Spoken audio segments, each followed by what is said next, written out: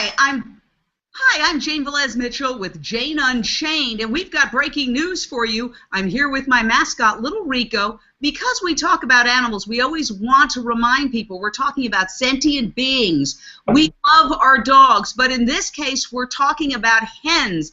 Now, I want to go straight out to Donny Moss of theirturn.net. Before we get to our special guest, what is the breaking news, Donny?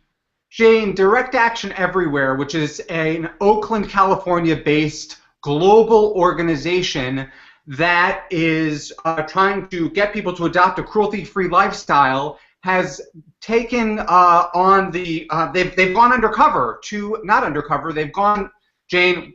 I'm sorry. Can we do that again? No problem. We'll start it right off the top again, and I'm going to even make it quicker.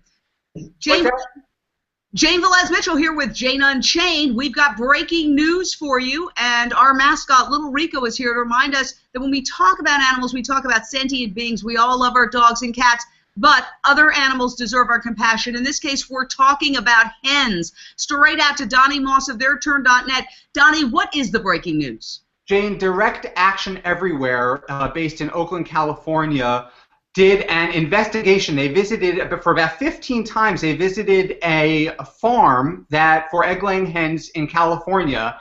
And what they found is really disturbing. And this is a farm that supplies eggs to Whole Foods, which claims to treat their animals humanely and with compassion.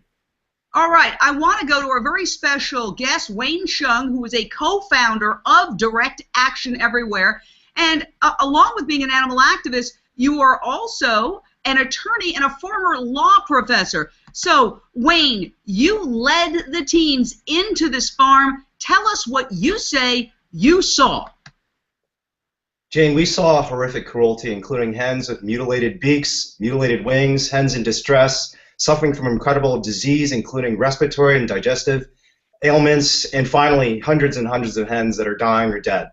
Every single time we visited the facility, we witnessed the same horrendous conditions, and we know these products are being marketed as humane. We felt the public had a right to see what actually happens in a so-called humane farm.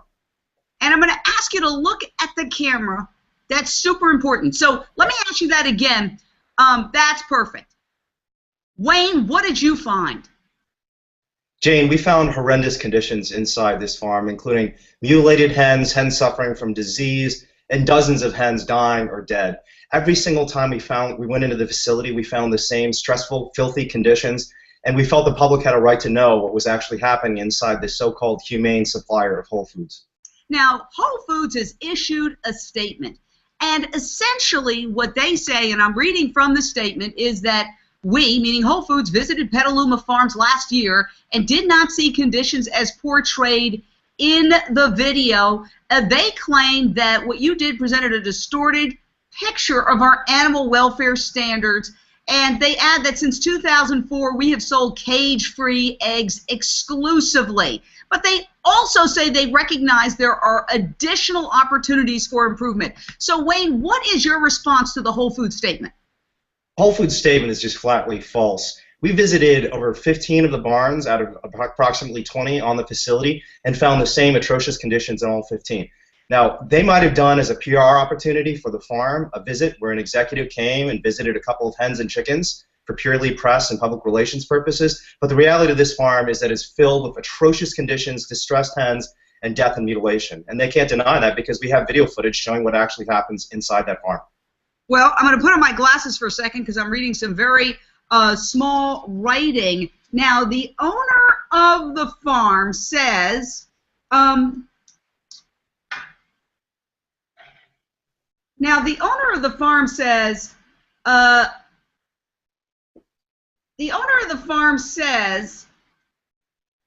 farm maintains a full-time veterinarian, okay, consulting nutritionists, and innovative cage-free farming methods that allow hens to exhibit natural behaviors.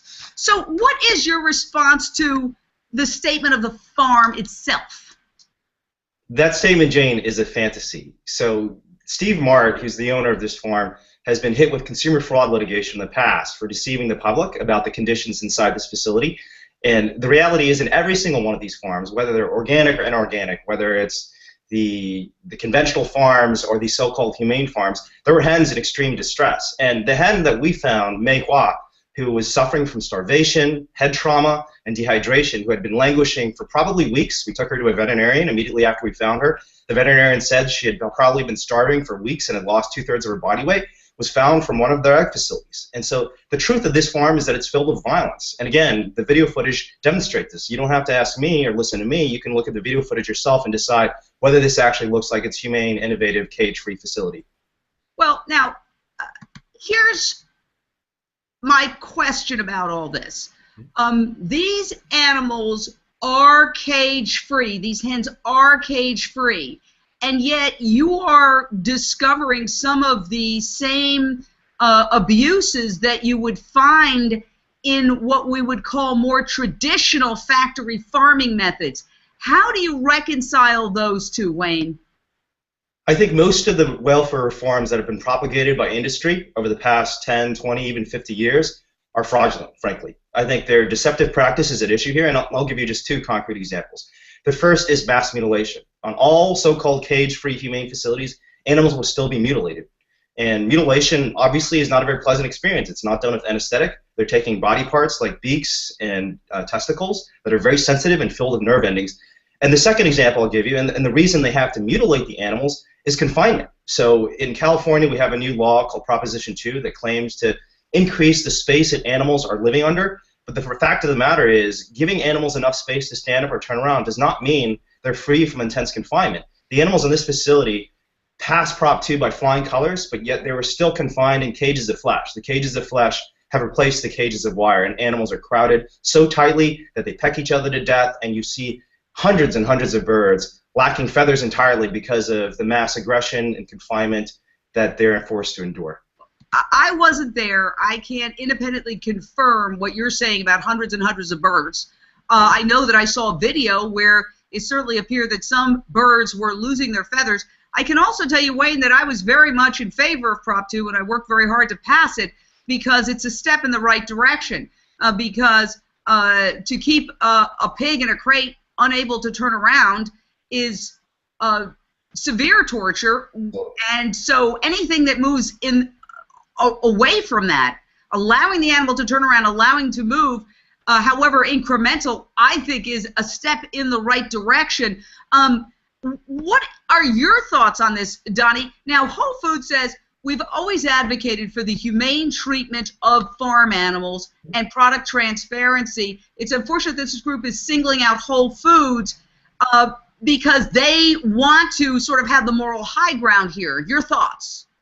Jane, Whole Foods is lying to its customers. I'm a Whole Foods customer myself, and when I go into the Whole Foods in Union Square in New York City, there's a massive poster of a woman outdoors holding a chicken lovingly in her hands. And the customers who go to Whole Foods will be tricked into believing that the chickens that they buy and that the eggs that they buy from hens are treated with this kind of care and compassion. It's not only misleading, it's an outright lie. So I understand why Direct Action Everywhere, globally and collectively free, an organization right here in New York City, are entering these stores, agitating, disrupting, and getting people to pay attention to the truth about what really happens to these hens in these so-called cage-free farms. Tell us, and by the way, I want to say, any representative of Whole Foods and Petaluma Farms, you're invited on this show, janeonchain.com, and I'm sure that holds true for theirturn.net at any time. Boy, we have questions to ask you. We'd love to talk to you about these issues. Wayne, tell us about the demonstrations that are occurring right now at Whole Foods around the country as a result of your investigation. Sure, Jane, DxE is an international network that has had 95 cities in 20 different countries participate in our actions. And this weekend alone, we had over 40 cities across the country and world demonstrating at Whole Foods to do exactly what Donny said, reveal the truth of what's actually happening in Whole Foods farms. The public has a right to know what's happening behind these closed doors. And Whole Foods just unleashed an advertising campaign called Values Matter. They're spending $20 million promoting the notion that they're promoting good values, including animal welfare. And again, the public has a right to know what they mean by good values. And what we found is not good values. We found violence and cruelty. as a vegan, a person who does not eat any animals and doesn't wear any leather, I take that position because I don't think there's any kind way to kill an animal, certainly thousands of animals, certainly millions of animals, and in this country we raise and kill about 9 billion animals for food every year. So I get the sense that you're saying, Wayne, that people are being lulled into a false sense of security when they see things like, oh, humane, they hear those words. It kind of reminds me of the word natural. Natural means nothing. There are products filled with toxic chemicals that say natural. What I look for when I look at labels is the cruelty-free label that truly says that there are no toxic chemicals in whatever it is you're buying, because if they can't test it on animals, it can't be toxic. Jane, I absolutely agree. And I think something you said about Prop 2 earlier, that it's a sign of the progress in this nation, I agree with. But the key thing is the progress that we've achieved with Prop 2 can't stop there, because those of us who actually care about animals know that we have to go far beyond that, that even so-called humane farms involve incredible cruelty, and the best way for us to stop this is to educate and empower ourselves. We need to know what's actually happening. America is a nation of animal lovers. It's not just you and I. It's people across this country who care deeply about the suffering of animals. We don't want to see these animals harmed. But big corporations and big agricultural interests have an interest in suppressing the truth of what's actually happening. We need to challenge these companies with the truth. And if we can do that, we can make revolutionary change for animals.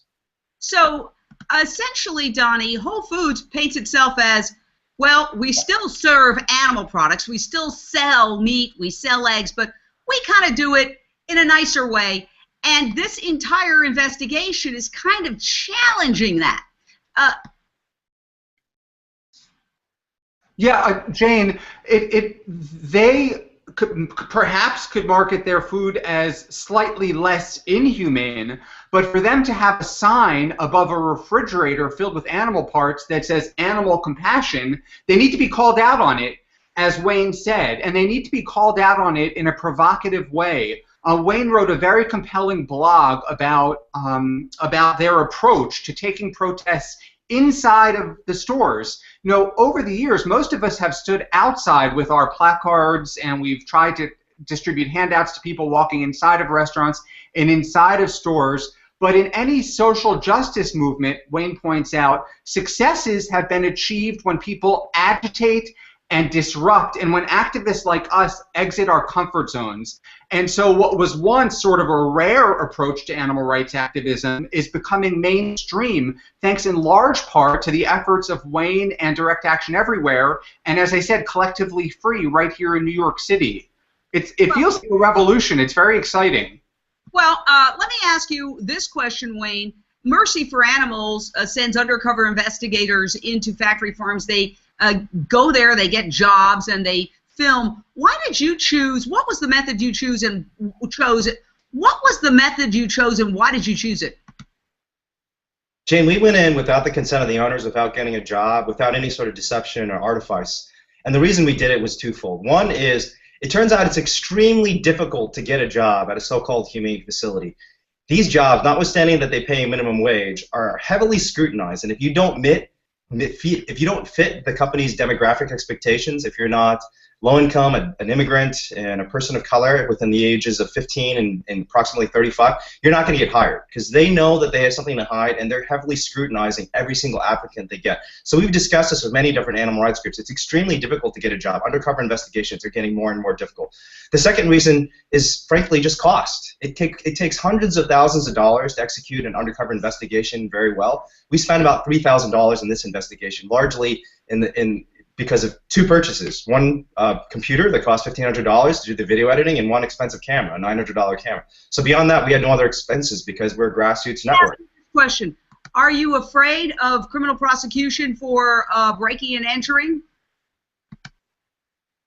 We have some of the best attorneys in the world working for us. So we've been in consultation with civil rights attorneys in New York City and San Francisco and Los Angeles, and we're confident that if a prosecution comes down, we'll have the best legal defense we can get.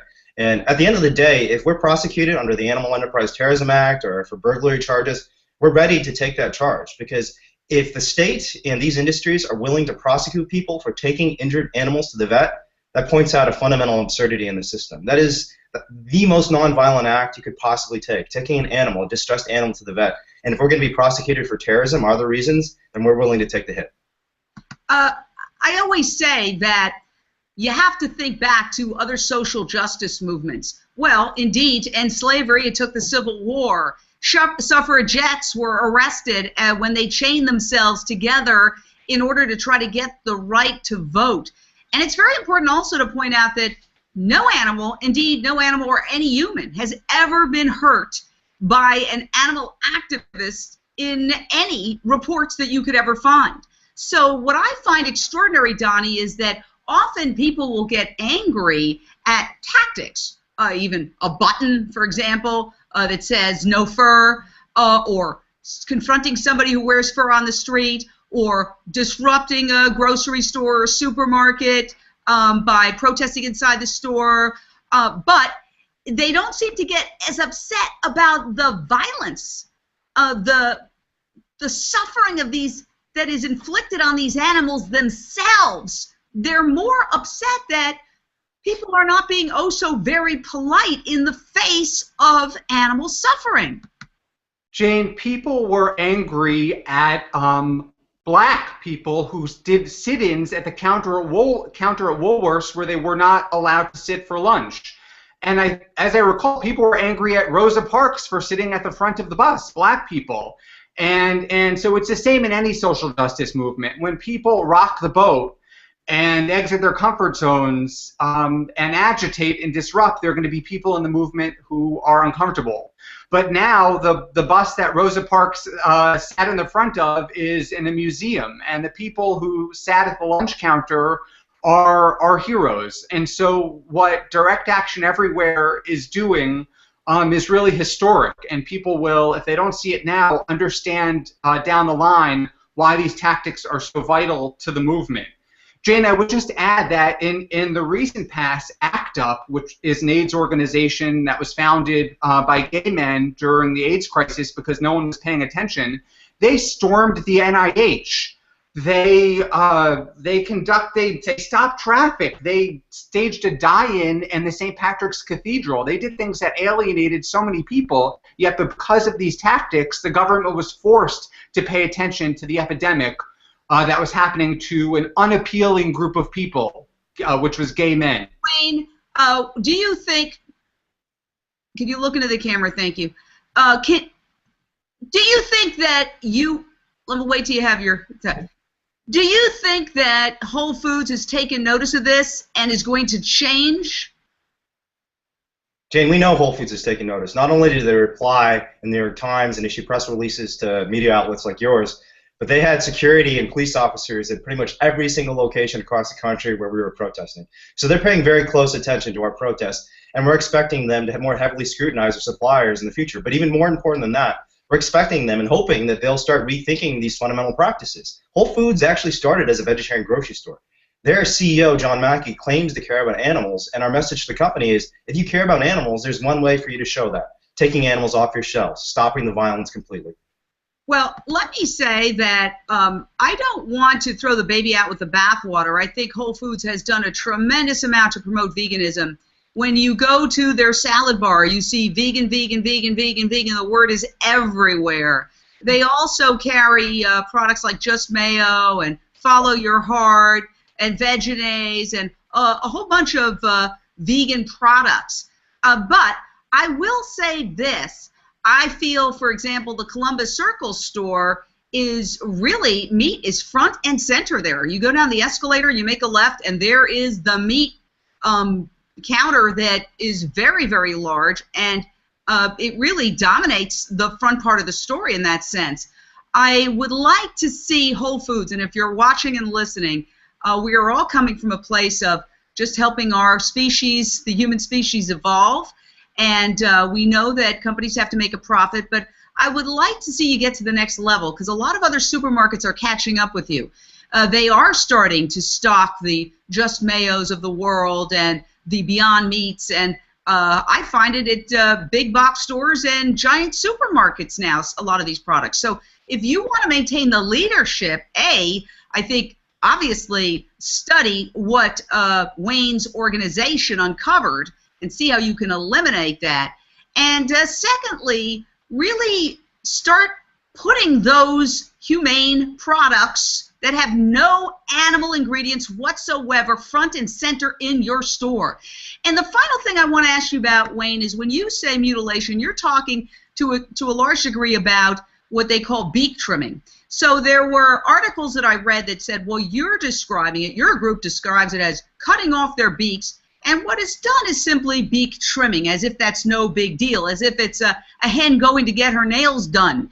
Why do you feel that is, why do you feel it's cruel to do what you call cutting off the beaks, and what others who are more, well, who excuse the behavior say, well, is mere beak trimming? Jane, there are two things I'll say to that. The first is, you don't have to listen to us, and you shouldn't listen to us. You should listen to the veterinarian to which we've taken some of these birds, who said every single time these birds' beaks have been cut. And second, you can look at Certified Humane's own standards. They actually have an image of what beak trimming is supposed to look like, and compare it to the images that we just distributed to the public in this investigation. And you can see a remarkable difference. Beak trimming is supposed to be a light little nudging, just making the edge of the beak a little bit more round. What we found was birds that barely had a beak left at all, completely mutilated. And we know that these beaks are filled with nerve endings. They're the primary way that birds explore the world, since they don't have hands, and they were completely mutilated. But it's not our opinion that counts, it's the veterinarians. Let me say this for the record. I don't think hens' beaks should be trimmed at all. I think that God gave them beaks, and they should have beaks. And any system that says in order for these birds to be part of our industrial system or our system, any system that says, well, in order for us to have a product, we've got to trim the beaks of these hens, I think that system needs to be rethought. Final thoughts, Donny Moss.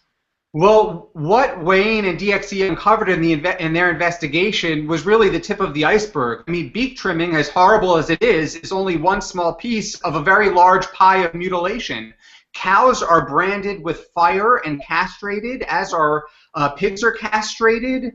You know, every animal in the system is mutilated. But we have to. The only reason I want to keep this stuck on the hens, and if you could answer it again, is that sure. This was part of the criticism, is that other species were brought into this video. So I just wanted to focus on the hens.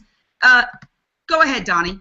I'm sorry, can you ask the question again? I don't remember the question. I'm saying any system that says, any system that says it's okay to trim the beaks of hens is a system, I think, that needs to be rethought. We're a very wealthy country.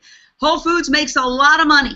Why can't we establish a system where, A, either we come up with alternatives entirely for eggs, which we already know Bill Gates and others are working on, and at the very least come up with a system, if you're going to call it humane, that doesn't involve trimming the beaks of hens. Jane, there are far too many of us now. Up to 10 billion animals are killed on factory farms each year. We shouldn't have any system that imprisons animals on farms. It's simply no longer sustainable for our health, for the environment, and for the animals. You know, it's so ironic because Whole Foods is a big promoter of this Just Mayo, which has no eggs in it. Unilever, the makers of Hellmann's, which does have eggs, sued Just Mayo and later dropped the lawsuit, but they argued, well, you can't call yourself mayonnaise, or they don't even call themselves mayonnaise. You can't call yourselves mayo because you have no eggs. And they ultimately realized that this lawsuit was backfiring on them, and they dropped it. But it's ironic, Wayne, that Whole Foods, which has been a promoter and stocking Just Mayo, should find itself enveloped in this controversy. I think it says a lot about Whole Foods' actual intentions with a lot of its vegan marketing. I agree with you, Jane, for example, that it's a wonderful thing that Whole Foods is selling more vegan products. But I think the key for us as animal advocates is we have to keep the pressure on them. Because this is a company that's a publicly traded corporation. And as a securities attorney myself, I can tell you they have a legal duty to maximize profits, not improve animal welfare. So if we don't carefully scrutinize the claims they're making and continue pushing them to get better and better and better, they're not going to do what's right. So it's up to us to make sure the animals' interests are actually represented and represented well. Well, I think that you've hit the nail on the head. Whole Foods has really promoted itself as ethical capitalism. And so when you take that statement and you say, hey, I'm doing ethical capitalism, you better be damn well sure it's ethical. Because otherwise your claims ring hollow and you will be challenged. So I think that this is an opportunity for Whole Foods to walk the walk. You can't be a little bit pregnant when it comes to animal suffering. All right, thank you for JaneUnchained.com and our mascot Rico, and Donny Moss of TheirTurn.net, and Wayne Hsiung of Direct Action Everywhere. This has been a very interesting discussion. Thanks, Jane.